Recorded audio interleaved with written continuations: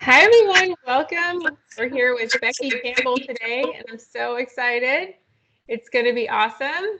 She's talking about carnivore and histamines. It's going to be so cool. She has a new book out today. Congratulations. Thank you. And she's a big meat eater fan, and she has a lot of other books too about, well, you have one book? You have, Thyroid, yeah, thyroid book. She has a ton of information. She was trained by Chris Kresser. She has another book about thyroid, and her books are just so beautiful because they have so many illustrations to help you understand these complicated concepts. And she is also a recovering high thyroid person or thyroid person. So she has all the info that we're looking for to help us on our healing journey. So welcome, Dr. Becky. Thank you. So I'm jealous of your sunlight there in Florida. We don't have any of that here. It's literally, it was like a little cool last week and now it's hot again. I mean, it's like 85. Oh, well, I'll take that any day. So congratulations, you finished another book. It's just beautiful. I was looking at it this morning, and it's got the signature graphics that help it break it down. So that's great. And it's got lots of recipes too. So we're excited to hear more. And so how does histamine intolerance start? It depends. It's different for different people. I have something called mast cell activation syndrome, and it's where your body basically, the mast cells are these white blood cells that release different, chemicals, and one of them is histamine. So histamine is not a bad thing. It's just that when your body is lacking the enzymes to break down histamine, that's when it becomes a problem. So for some people, they're born with this, and like me, or for some people, they develop it later in life, usually related to, having gut infections. And the main enzyme, which is called ZAO, that breaks down histamine, is located in the gut. So if you have gut infections like yeast overgrowth, bacterial overgrowth, parasites, you start to deplete that enzyme. So then when your body's releasing histamine, you have trouble actually breaking the histamine down after it's done doing its job. So it's just another kind of a symptom of leaky gut, and I mean, who doesn't have that? Or who hasn't, at least? I mean, I feel like almost everything stems from some type of gut issue at this point. Yeah, but I feel like it's still not recognized really as, it's just on the fringes still. But I mean, that's why, that's what I've been working on for the past 10 years since I got Hashimoto's. And you've recovered really well. What did you do to fix your health? So when I first realized I was sick, I gained a bunch of weight, and I really never had an issue with that before. And I just was really, really tired and really bad brain fog. I kind of felt like I was walking around in a dream. And I went to all these different doctors, and I was in medical school at the time myself. And I was under an enormous amount of stress, which we know stress leads to so many issues as well. And no one could figure it out. And of course, because I looked normal, everyone thought I was fine. So, then I went and found someone at the time, because this was a long time ago, this was 15 plus years ago. So it wasn't not really called functional medicine back then. It was more like holistic doctor. But they did like a really thorough thyroid panel on me and found out I had hypothyroidism. And then furthermore, they looked into my gut health and my adrenal health and my sex hormones, and found out I had Epstein-Barr virus and heavy metals, mostly mercury, because I had the fillings in my mouth and all of that stuff. So it took, I had to go through a process of getting rid of all that. I had to get rid of the fillings. I had to get rid of the mercury in my body. I had to, really keep that Epstein-Barr virus at bay, learn how to keep my stress down, learn how to heal my gut.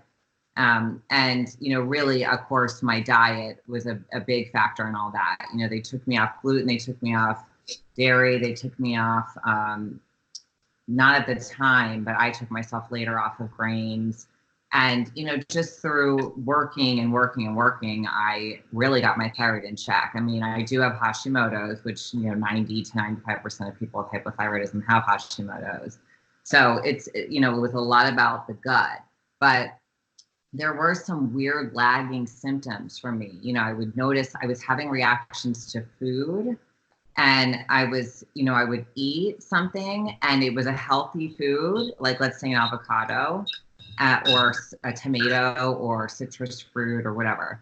And I would feel weird. You know, I would feel dizzy. I would get a migraine. I would get these like crawling sensations on my scalp, or I would get anxiety or flushing, whatever, you know, any of those symptoms. And then that's when I started to learn about histamine intolerance. And so by removing those high histamine foods is what has really gotten me to the place that I'm at now. So what are some of the symptoms that, more of the symptoms of histamine intolerance? So usually migraines, vertigo, eczema, or really a lot of different skin issues. Any type of like dermatitis, you know, even dandruff. You know, people have dandruff, they don't realize it's coming from what they're eating. Dizziness, heart palpitations, flushing, hives, anxiety, low blood pressure. I mean, there's so many different symptoms. It's usually weird symptoms that you can't really figure out the answer to. That's kind of histamine intolerance. Yeah, I mean, when I was reading that list, I was like, whoa, you know, because I always thought it was just kind of skin stuff. But I mean, I get a migraine, but only during like my cycle. Yeah. So not like the rest of the time. And I really don't have any skin issues, but I mean, but I could see, you know, some of the things that weren't apparent. So that was interesting. Yeah. That, you know, I did used to have, before I did carnivore, I would get more of like a red nose, like especially when I was tired. Yeah. And I don't see that as much anymore. So what is when you heard, I know you like to eat a lot of meat with your diet, and what did you think when you heard about carnivore coming big on the scene, and what did you think about in relation to your histamine work? So I never have, I'm naturally more of a carnivore. I've always needed meat. I mean, like if I do not eat meat, I am not okay. I don't eat loads of meat at every meal because I just don't tend to eat a lot at once. It's just the way my body works. But you know, I think that, you know, especially when we look at the gut, you know, a lot of people, every time they eat veggies or, you know, anything starchy, their gut blows up, and it's because it's, you know, those are feeding the bacteria in their gut, and a lot of people have gut issues, which we were talking about. So I've seen some people who have to go carnivore, like they literally have to go carnivore or else they can't get better. You know, I think I think that there's different ways for everybody. Some people do really well on carnivore, some people don't. I don't think that there's one specific diet for anybody, but I can definitely see why so many people do well on carnivore, for sure. Well, I mean, a lot of people don't have the money to do a lot of all those tests and stuff, and I think it could be like a fast way to work on their gut healing and stuff like that. Do you agree? Yeah, and you know, as far as meat goes and histamine, the only problem with that is when it's not fresh. So my book does not tell you not to eat meat by any means. It just tells you how to eat it. So you really, the thing is that, you know, there's bacteria on meat and you have to rinse it and you have to freeze it and you have to get it fresh. But, you know, it's not that you don't want to eat it. You do want to eat it because you really, to me, it's the best way to control your blood sugar, which blood sugar issues cause so many problems as well. And they can definitely relate to histamine issues. So, you know, I really just teach people how to eat meat with a histamine intolerance safely so that they're not, because the longer meat sits, you know, if it sits out for a while, or let's say you get some meat and you put it in the fridge for days and then you cook it, it's going to produce more and more histamine. So the only difference is you just want to freeze it. And let's say you made meat, a big steak, and you only ate half of it, you just freeze it and that's it. And then you can eat the rest the second, the next day. You just can't leave things sitting for a while. That's the only difference. Okay. So if you bought ground beef, you would either need to cook it right away and eat it right away or freeze it right away. Exactly. Yeah. And you know what I like to do is I love to get like ground turkey, ground chicken, ground bison, ground grass-fed beef. And I'll put, I have a bunch of recipes in the book. I put different stuff in it. And then I make patties and I freeze them individually. So that way I can just take them out as I need to. And I don't have to worry about it developing more histamine. So it's really easy to do. You just have to learn little tricks. So if you if you made something like a big roast or something, so you just need to freeze it.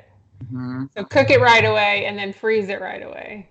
Right. Yeah. And like the Instant Pot's really good because it's less cook time. Cooking things for a really long time, like bone broth. Some people, everyone says eat bone broth, or drink bone broth. But for people with histamine intolerance, if you're letting bone broth sit for 48 hours in a crock pot, that's a lot of histamine being released. So instead, you cook it in an Instant Pot for an hour to 2 hours.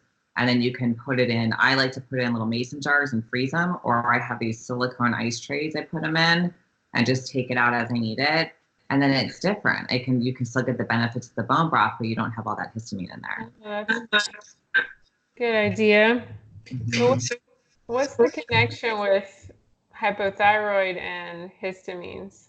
Yeah, so when your body's not producing enough thyroid hormone, you start to produce more mast cells. So then the mast cells are releasing more histamine. And I actually found a study when I was doing the book that shows the relationship between more mast cells and histamine release, but then histamine release leading to autoimmune disease. And since the leading cause of hypothyroidism is autoimmune disease, you can see how they both affect each other. Wow, that's interesting. Yeah. I see so many people in my office, they have both.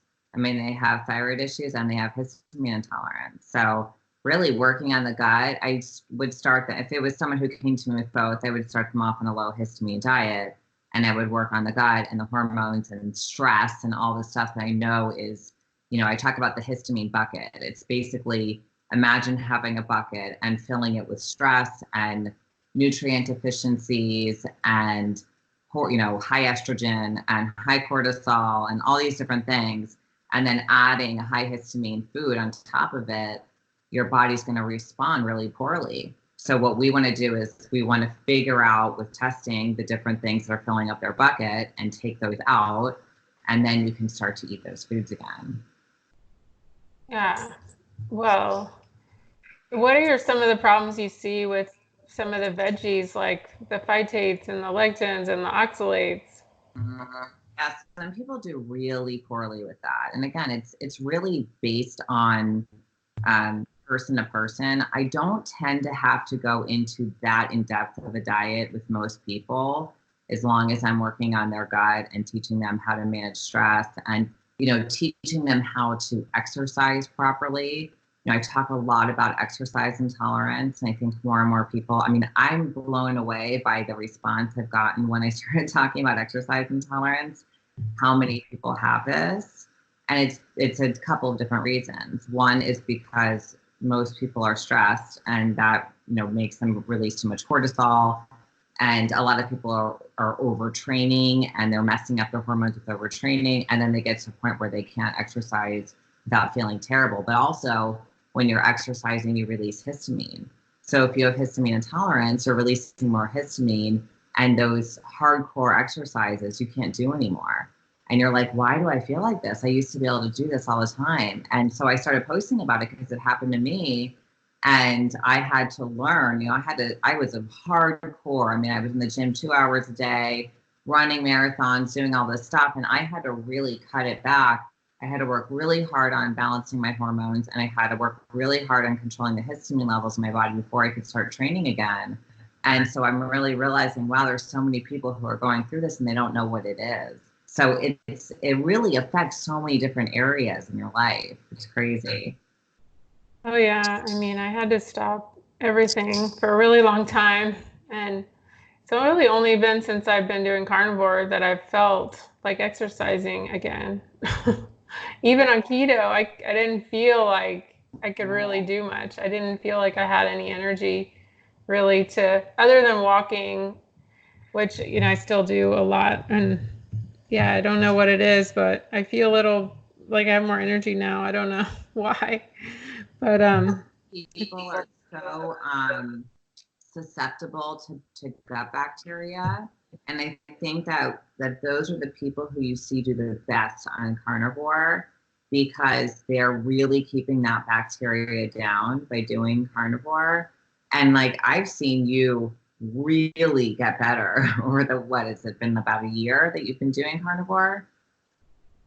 How long? yeah, this is my 14th month. Okay. Yeah. So, and I know we had talked before, and you were having trouble losing weight, and then you were doing keto and all this stuff. And even though keto is still low carb, it's just that for some people, you literally have to go like no carb. I mean, you have to get down really, really low, and that's just how you thrive. So it's just different for everybody. And I mean, the one diet I'll never recommend is a vegan diet, because I see the sickest people come to me that are on vegan diets. As far as their labs, they look terrible. They're all nutrient deficient. But I haven't seen carnivores come to me in that way. I've seen people I've had to put people on carnivore diets, and it doesn't really affect that nearly as much as a vegan diet would. Yeah, I mean, I feel like a lot of the anti-nutrients that block absorption are reduced, so then you can actually get more nutrition. And I mean, I was a vegetarian for a while, which I really attribute to my onset of Hashimoto's, which I'm sure you've heard me say before. I was really a tofu heavy diet was really the thing. So what are some of the foods that you think people should avoid in general for histamine? So fermented foods tend to be really high in histamine. It's crazy because I really love all high histamine foods, but and I can eat a lot of them now, but I couldn't at one point. I mean, I got to the point where I couldn't eat almost anything. But fermented foods, anything with vinegar. The best vinegar is white distilled vinegar. Other than that, apple cider vinegar is second best, but some people still can't do that.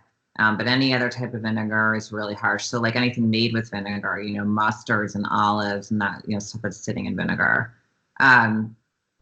Citrus fruits, so oranges, lemons, limes. I do find that people tolerate lemons and limes better than they do oranges.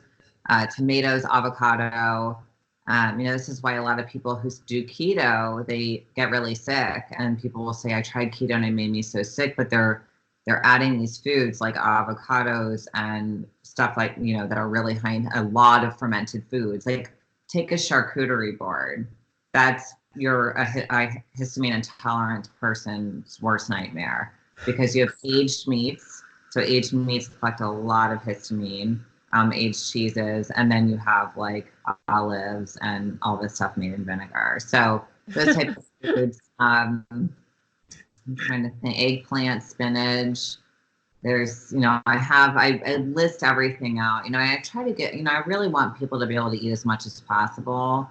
And so in the book I'm sure you saw, I do a yes, no, maybe list, and I do things in phases. So I have you start by just removing the no foods and eating the yeses and the maybes. And then if you, work on reducing those foods, and you work on your liver, and you work on stress, and you work on all the other things that can be driving histamine intolerance, then you have to start removing more foods. And those are the foods like on the maybe list, which are more like histamine liberating foods. So foods that maybe the food itself isn't, like let's take a banana. It's not high in histamine, but it might make the histamine in our body kind of come out more. So some people can eat that and some people can't. So. Okay. I know you're big on getting your toxins out of your home. What do you have some stuff to say about that? Oh yeah. Well, anything you put on your body, so our skin is our biggest organ, right? So anything you're putting on your body is going to affect your hormones.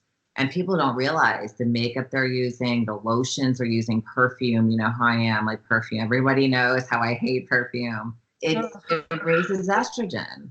And estrogen is one of the biggest drivers of thyroid disease and one of the biggest drivers of histamine intolerance, high estrogen, estrogen dominance. So, and then of course the stuff we're cleaning our house with and brushing our teeth with and all of that stuff and what we're drinking out of, plastics and everything, they all really mess with your estrogen levels. So I really talk about that. In both books, I talk about that a lot because it's so important. People really don't realize. Wow. I mean, I've been cleaning up my home for a long time, but it's a really big process. And I mean, even the other day, I ran out of my favorite toothpaste, so I ordered some, and then I just ran to Publix, and I was like, I'm gonna get just something. It's probably, I mean, I got like something that looked healthy, and then I get home and I realized, but I've already opened it and it has fluoride. And I was like, what the hell? And so I don't know. Publix is pretty good. I might just take it back and be like, this has something I'm allergic.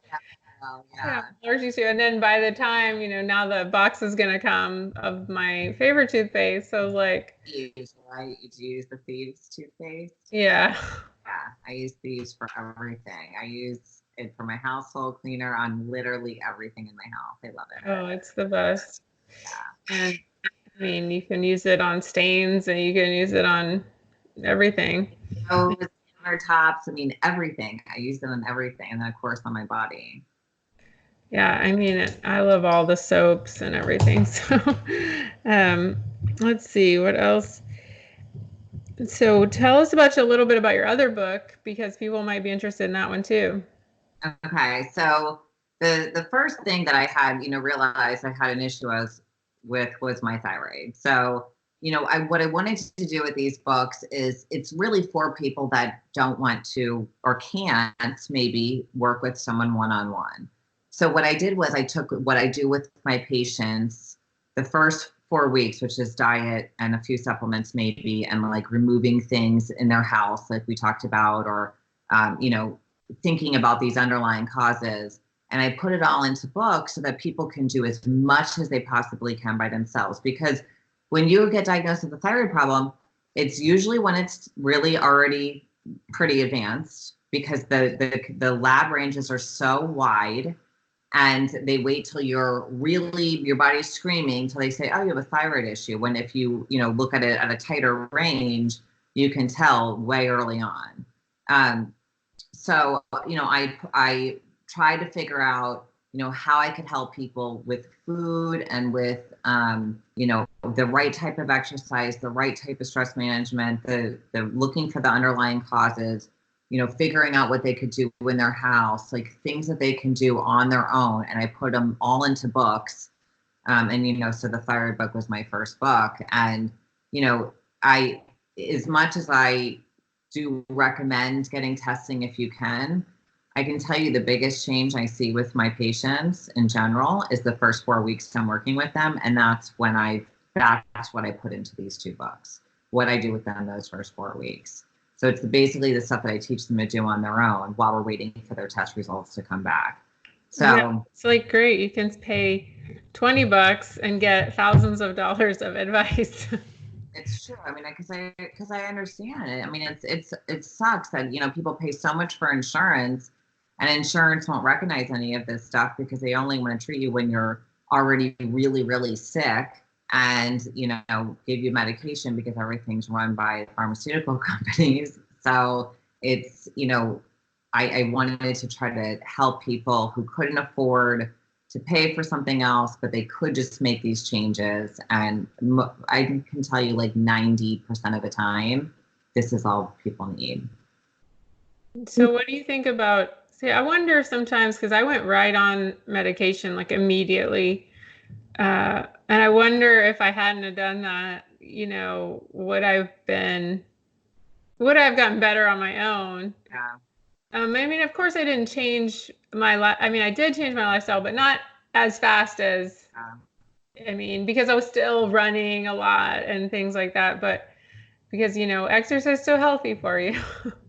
So I wonder what would have happened if I hadn't have gone on medication. But at the same time, I could not get out of bed. So I felt like I had to have it, and I mean, I was working with a naturopathic doctor, and I mean, she gave it to me. So the difference was just night and day. Within 2 weeks, I was a whole new person. And so I wonder, what would have happened if I had just changed.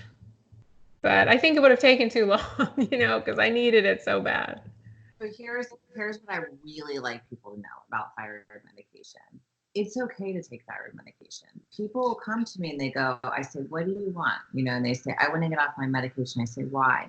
And I'm like, you don't understand. Thyroid medication is one of the most benign medications you can take, especially if you're on the natural desiccated thyroid, and even more so if you can get it compounded. So they take out all the fillers. So that's kind of, I say to people, if you can do that, that's my number one advice. Number two, it's worse to not have enough thyroid hormone, since we need it in all of our cells, than it is to take a medication. So taking medication isn't a bad thing. And what it is like, for me, I was lucky enough where I did get on medication, but I got on the natural desiccated compounded armor.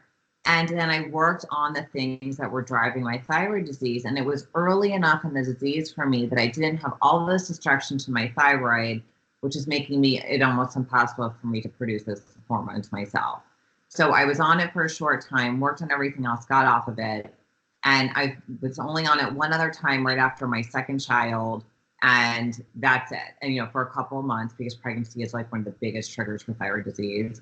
And that was it. But it's because of the lifestyle I live and because I caught it very, very early. But I would take thyroid hormone now if I had to, and I wouldn't feel bad about it. And I don't think that anyone should. But I can tell you that I have, what I see in my office is the hardest thing to get off of is Synthroid or levothyroxine. It's easier to get onto the natural desiccated like Armour, NP, Nature-Throid, WP, thyroid, any of those. Work on what's driving it, and then if you're able to slowly, with the help of a doctor, get off of the medication. But I've seen people on like levothyroxine or Synthroid for 25 years, and they just stop taking it, and their body goes nuts. And that is literally the worst thing that you can do. I mean, at that point, 25 years you've been on a medication. You really, what you want to do at that point is just support your body enough to where you don't have to keep upping it, because you can do that. Like, so you're still on the meds, but you're taking a minimal amount. And I think, Chris Kresser wrote my foreword to my thyroid book. And I think that is like, I remember him saying, she will teach you how to either get off of your medication or be on the minimal amount. So that's the goal. It's not that you cannot be on thyroid medication. You just want to get your body as healthy as it possibly can be, so you're not still attacking yourself so much at the thyroid gland. Yeah, you're not driving it up. Or my medication was reduced since I started carnivore, so that made me think that I'm on the right track. And I mean, I've been on the NP for a while, and I don't know why it's like a stereotype. Oh, you have to be completely off of it to be healthy or something. And it's like, no, that's not true. And I mean, like you said, you get the destruction can be so bad before you even get treated that you can't ever get off of it, I think, for some people. So, and don't try. I think it's just like this badge of honor or something. Just people want to, die on the sword or something, that like, I'm off my medication. It's like, okay, but are you able to function? Like, I'm off my medication, but I can't get out of bed. Yeah. It's like, okay, well, you win. I say something too about, there's a lot of controversy whether you need carbs or not for the conversion of T4 to T3. And at first, I always, I was trained to know, or to say and to talk about how you do need carbs for that conversion of T4 to T3. Because those of you who don't know, T4 is the inactive form of thyroid hormone, and T3 is the active form. So T4 has to be converted into T3 to be used, right? So we want that conversion. And a lot of people are under converting. and they eat a higher carb diet. And this is true for some people. They do need to have that higher carb diet or like a moderate carb diet in order for that conversion to happen. And when I say that, I mean starchy veggies. I do not mean rice and quinoa and grains and anti-nutrients. But I've also read a lot about how, not having, any carbs, like with carnivore or with keto, how it actually, it increases the sensitivity of your insulin receptors. So that is what this whole carb conversion, or, they want the carbs so that you can convert the T to T3. But if your insulin receptors are really, really sensitive because you haven't had any sugar or carbs, that is also what I've been reading a lot about. People will increase that T4 to T3 conversion also. So for you, I think that that's probably what happened. I think it helped your gut, and I think it helped your conversion because your insulin receptors are so sensitive now. Yeah, I mean, when I would eat more carbs, like I will say, I have a little bit more energy for exercise or just whatever, but I just gained tons of weight. So it's not it's not enough to make it worthwhile. I mean, it's not enough energy to be like, oh yeah, I would love to be 20 pounds heavier just because I can eat some fruit or something. Most people tend to stay on a little bit of their heavier side the more carbs they eat. I just naturally my body doesn't like carbs that much. I do eat some, like I eat cassava wraps. I think that's the most carby food I eat. I love those, but I eat those like on the days I'm going to the gym, and then the days I'm not, I might eat like a coconut wrap instead. So it's less carbs. So it's just, everyone's so different. Everybody really, really needs different things.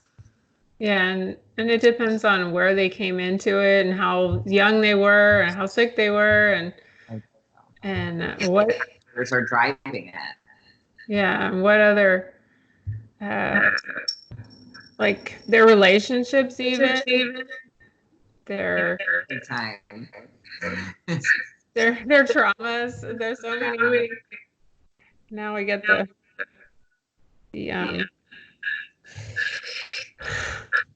what is it called?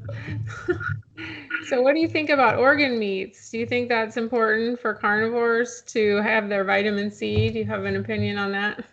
I think that organ meats are one of the most nutrient-dense foods you can eat.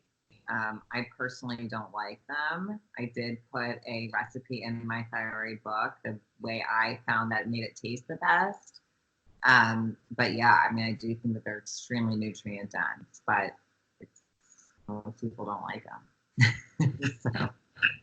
So tell us what kind of recipes are in your book, this new book, the histamine book. It's a lot of different stuff. There's soups, there's salads, there's egg dishes, there's chia seed pudding recipes, tiger nut butter recipes. But there's a lot of meat recipes too. Like there's a chicken recipe that I'm obsessed with in here, some broth. There's veggie recipes, there's pork with onions recipes. I mean, there's a lot. There's a really good garlic chicken recipe, pork with Brussels and carrots recipe. I really tried to mix it up and make it. Looks good to me. The lamb lollipops. I love lamb lollipops. I put those in the last book too. It's like one of my favorites. I can never go wrong with that. Mm-hmm. And there's those. There's all those patty recipes, because those are really, really easy. They're obviously good for carnivore diet, but they're really good if you can't. These are cute. Yeah. These are little patties. Yeah, I mean, ground beef is just, or ground lamb, or, any kind of ground meat is so easy and affordable. And I think everybody can they could put spices. Now does spices, is that a histamine? There's some like cinnamon, curry, pumpkin can be that type of stuff. But like onion, garlic, those are fine. Okay. So what's like and I know a lot of people are into like AIP. What's the connection, or is there conflicting information with AIP and histamines, or does it go together?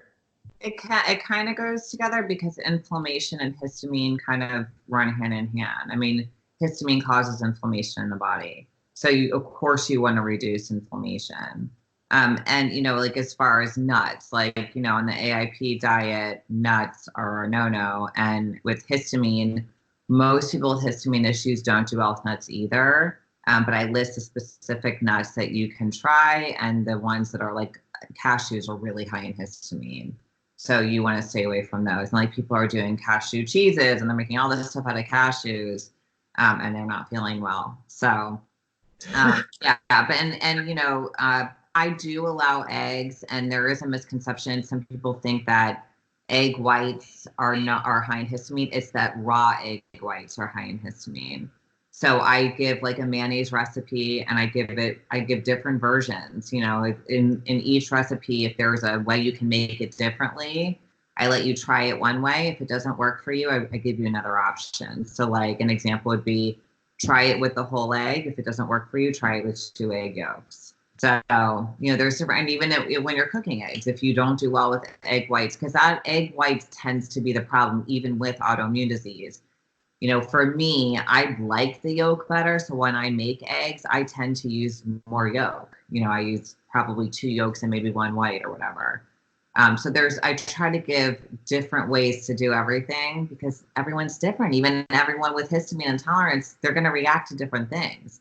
So I give you like, this is the way you could do it if you can eat the most food. This is the way you have to do it if you're really limited.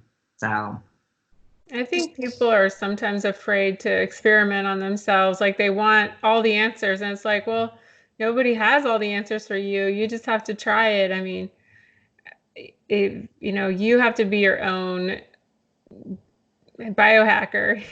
You have to just try things, and you know that's just how it goes. Unless have Dave Asprey to come live with you and have $1 million or something like that. You've gotta do it yourself. So that is so good that you have different. And I like what you said about the yes, no, maybe list. So you can try the first set and then experiment with the second set, and then that's really good. So what would you tell somebody who maybe wants to experiment with working on their histamine intolerance, and give them some encouragement and some first steps?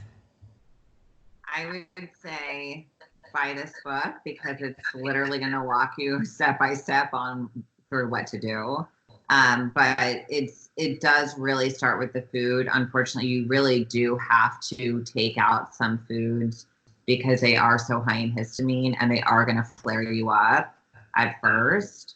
And then I would say number 2 is try to figure out what's filling up that histamine bucket and get it out of there so that you can enjoy more stuff. Reducing stress is, it's easy to say to someone reduce stress, but stress is literally the number 1 cause of disease, in my opinion. So working on that, whether it's learning how to meditate, or saying no to things more, or reducing the amount of exercise you're doing, or, whatever it is, all the different things that lead to stress, getting a new job, whatever. Those are things that you can do that you can just do on your own that can really, really make a difference. Well, that's the hardest part of the advice, because I think that we're in, especially I feel like our culture, American culture, is just go, go, go, work, work, work, and beat yourself up and, make more money, all that stuff. And it's just, but then your health is like an afterthought. Yeah. I mean, stop comparing yourself to others is probably the best advice, right? Because that's where that, oh, I need to work harder, or, oh, I need to be doing this more, that's where all that comes in and from. And especially with social media, where everyone's showing you their highlight reel, and, you think you have to do this and that. And put things in your body that make you sick, and all this different stuff that goes on. I would say, self-love. Like, self-love is the number one thing to work on, and that's how you really feel your best, right? Wouldn't you agree? Oh yeah, I mean, starting with a good night's sleep, I mean, that's worth $1 million right there. I mean, if you don't get a good night's sleep, you're basically starting from below zero. So and then eating the right food. So do you think somebody could start carnivore as a way to help their histamine problems? Yeah, they definitely can, as long as the meat is good quality. We don't want any hormones in it, obviously. You want to get the best source, and you talk about that a lot, and you teach your audience how to do that. And then, like I said, just making sure it's fresh. If it's getting it as fresh as you can and freezing it, and that's fine. I don't see, any problem with eating carnivore for histamine issues. It's really, when you look at my list, the list only, when I name meat, is I say leftovers. So it's really more fruits and veggies that are higher in histamine than meat anyways. I mean, seafood tends to be higher in histamine than other types of, chicken, turkey, beef, whatever. Seafood really has to be fresh. For some people, like, it literally has to be caught and eaten, or like can't tolerate it. So maybe not a high seafood diet, but the other stuff, I think it's fine. Well, most carnivores only like red meat anyway. I mean, that seems like what we want the most. So, well, tell everyone where they can get your book, and I will make sure and check the link below. I will put it in the description box for you guys to get her book, and tell them where they can get it and where they can find more information about you. So my website is drbeckycampbell.com, and I have a lot of articles and about thyroid and histamine and a lot of other stuff on there. And then the book is really anywhere books are sold, any major bookstore and Amazon. And I'm much more active on Instagram than I am on Facebook these days. So at Dr. Becky Campbell on Instagram. Yeah, they can see your dance routines. Yeah. Awesome. Well, I'm so glad we got to chat about your book and catch up a little bit. It's been really fun. Dr. Becky Campbell, everybody make sure and follow her and buy her book. It's beautiful. It's the histamine, four-phase histamine reset plan. It's really pretty, and it's really easy to read, so don't be intimidated by it. And make sure and like this video, subscribe, share with a friend. Thanks so much for watching. We'll see you next time. Okay, bye-bye.